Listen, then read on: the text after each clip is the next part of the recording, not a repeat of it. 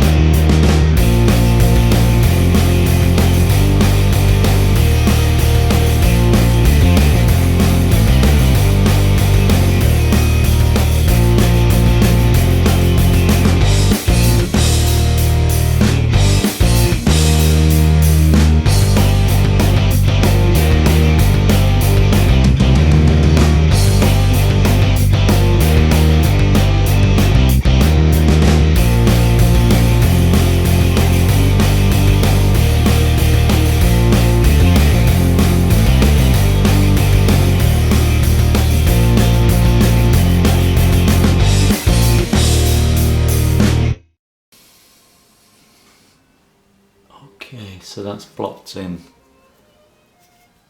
the brighter tones of the detail on the cloud work. I'm going to do some mid-tone in and then darker tones to create shadow. And then at the third and final stage we might touch up highlights. Hi guys, so now we've blocked the clouds in. Detail block the clouds in. It's not the finishing detail, obviously.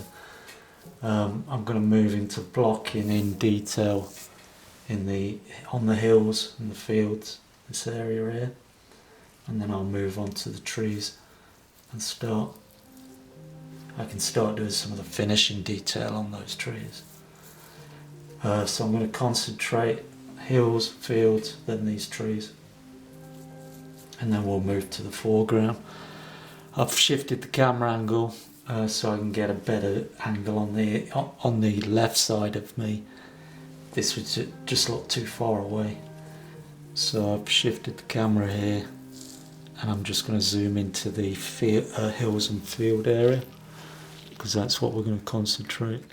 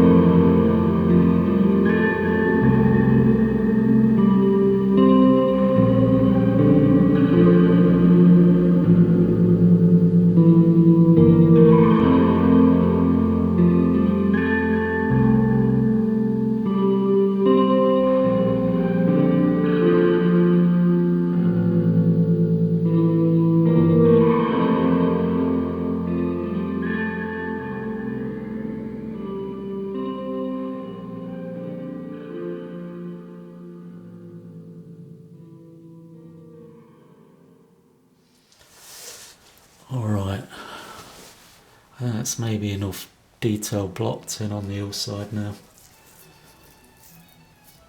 And the trees and hedgerows. Remember, this is just blocking in. At the final stage I'll be doing glazes over the top of that to make it look more distant and faded on those distant hills. There'll be some tonal glazes going on top, as will there be all over the sky, adding some tones of lavender and grey and the clouds, and maybe a little bit more of a very light blue, almost white wash to give that distant stratospheric cirrus cloud look, that haze in the sky.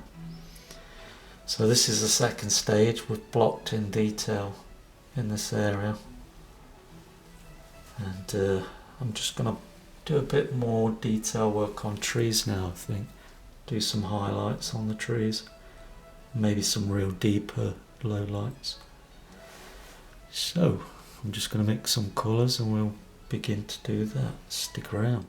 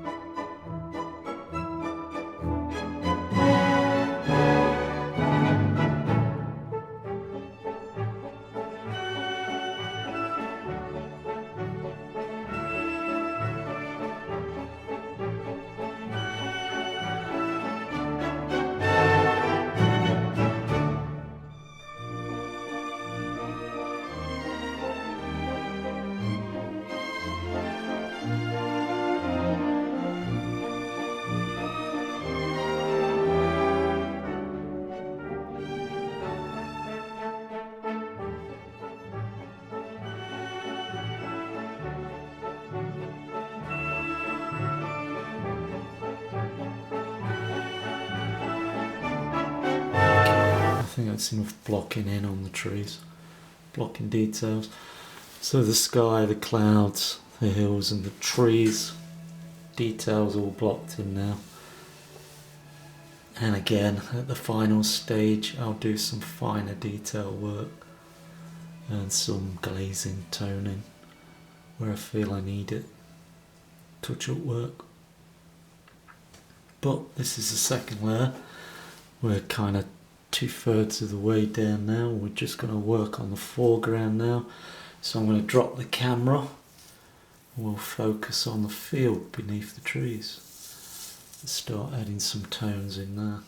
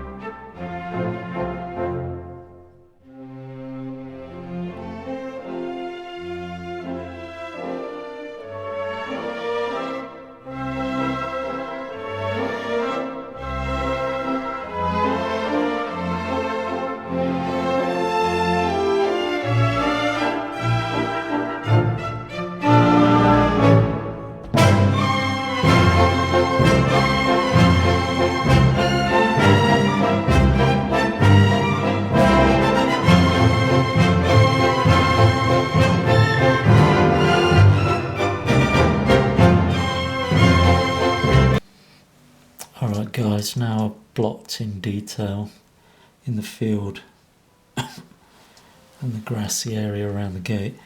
I'm going to move into this corner now and work on the bushes in this corner, blocking in some detail on those.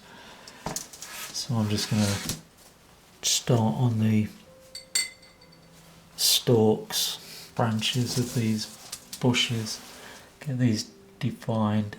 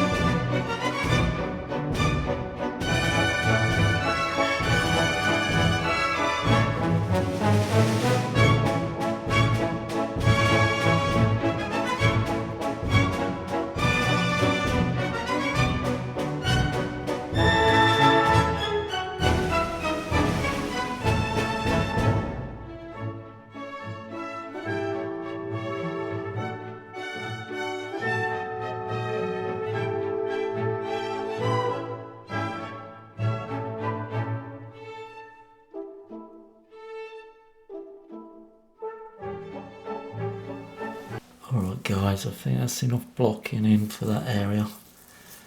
And then all the fine detail work will be done on the final stage. I'm going to move to the opposite corner now and start detailing the bush against the wall on the opposite corner.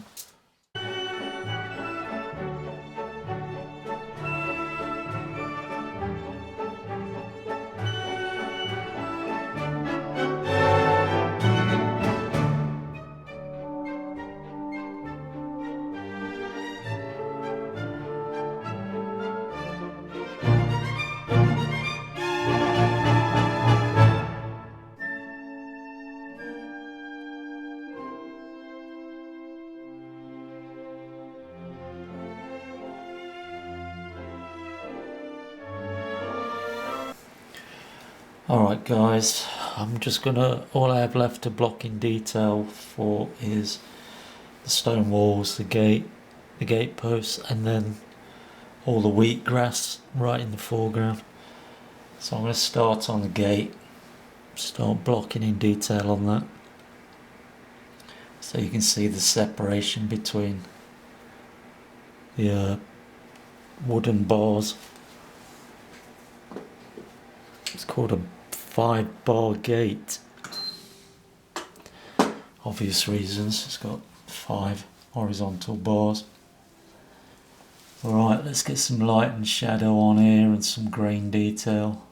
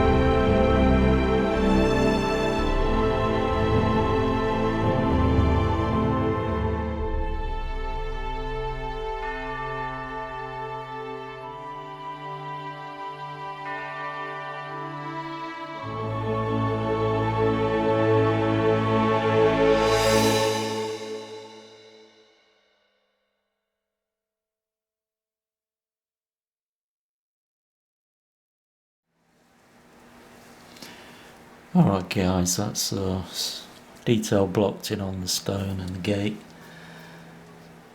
I'm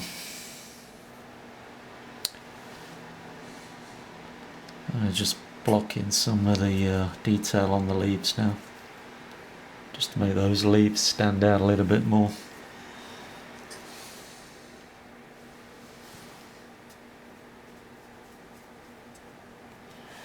What I'm going to do is, in the middle of the leaves, do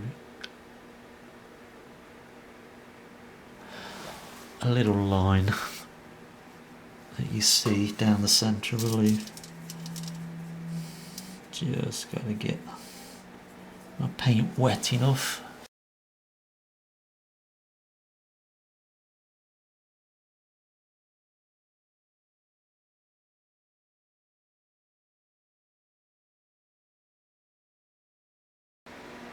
Again, it might look like a lot of laborious work, and it is. It's time consuming, but it depends on how detailed you want to go with your paintings. I think my style, and I've been asked, how would I describe myself? What kind of style? Well,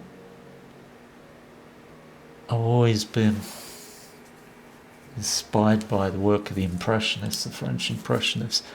I love their work, but I do love other styles of art. Well, I love a lot of work, a lot of artwork, different multi-styles, but I am drawn to the Impressionist style. And but my problem is, because I was a mechanical engineer all my life, I have ingrained in me the need to be very accurate with my work and be very detailed. And because that's ingrained in me after 38 years of being an engineer, longer than that actually,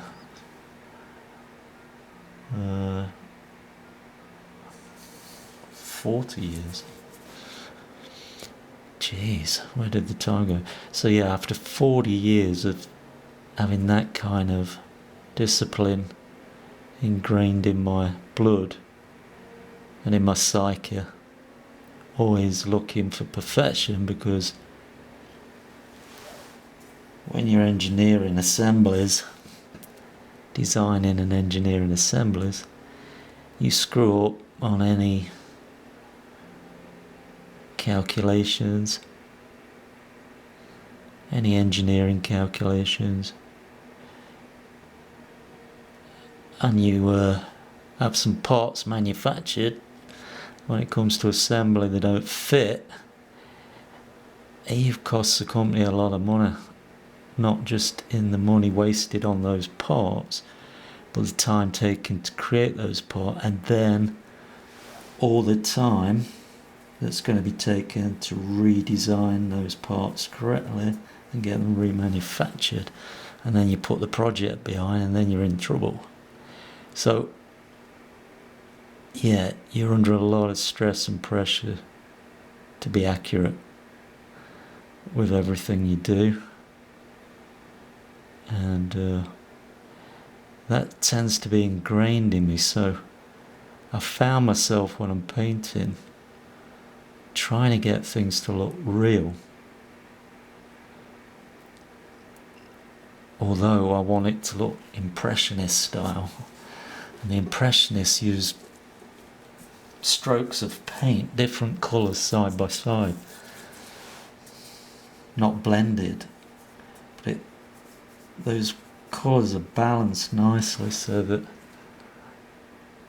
like pixels on a TV screen or a computer screen, that when they're next to each other, the mind can sort out the image, even though close up it might look a mess of colour, just splodges of colour. Viewed at a distance, it looks real. It has a sense of realism to it because your brain automatically pieces it all together. But me, I'm trying too much to achieve some sense of realism by adding lots of unnecessary detail like this. So my style, although I want it to be impressionistic, I'm trying to achieve too much realism. So I suppose I'd call myself an impressionist realist or a realist impressionist. I think that's where my style tends to fall. Although in my mind I tell myself that I want to be looser with my brush strokes, and I don't want to be, if I dare say, anal when it comes to detail. I want to free myself up, escape the bounds of 40 years of engineering, free myself from the shackles of it being necessary to be accurate, because it's not necessary when you're painting. And I want my paintings to have a more freer brush stroke, like the great impressionists, and not be concerned about accurate detail. Now, I've done a couple of 2 or 3 alla prima paintings where you're doing a whole painting in one day and it's wet on wet.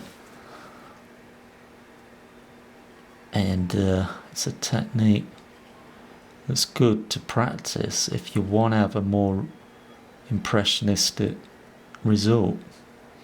And that's what I feel I need to start doing more alla prima work, instead of the layering method that I've become comfortable with, where I build up in layers, blocking in layer, doing the underpainting, then this stage 2 blocking in detail, then stage 3 doing tonal highlights, glazes, and any other fine detail work that I might think I need to add to complete in my mind, make it more complete. So yeah, alla prima work, I think, is a good exercise to help you remove the shackles of trying to be too detailed. And I should do more of that. And if I do, I'll do it on smaller canvases, like a 9x12 canvas or 8x10 canvas, just for studies, exercise. And then just keep doing it. I've got to push myself to keep doing alla prima until I get really comfortable with it. And then I'll be less detail oriented. And once I get that, I'll feel like I've succeeded somewhat with my painting. Because it's quicker, you can produce a 9x12 painting in 3 or 4 hours, whereas I'll take 18 to 24 hours doing the layering system. So if you do alla prima, you can essentially reduce your prices and make the painting more attractive price-wise.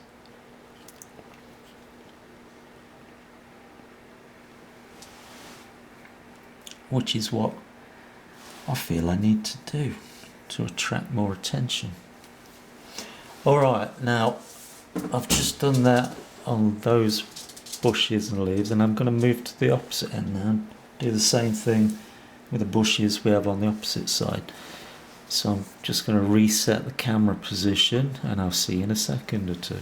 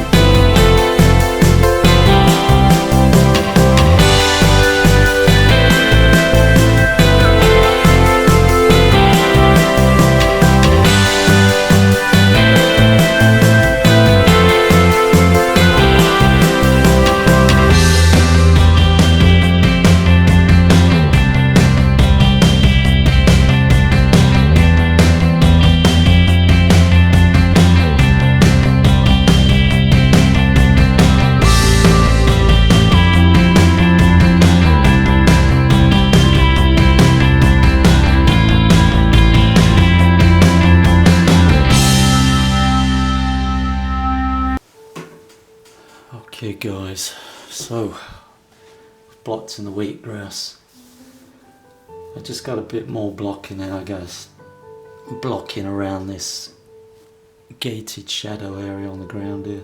Do some different grass blades, tones.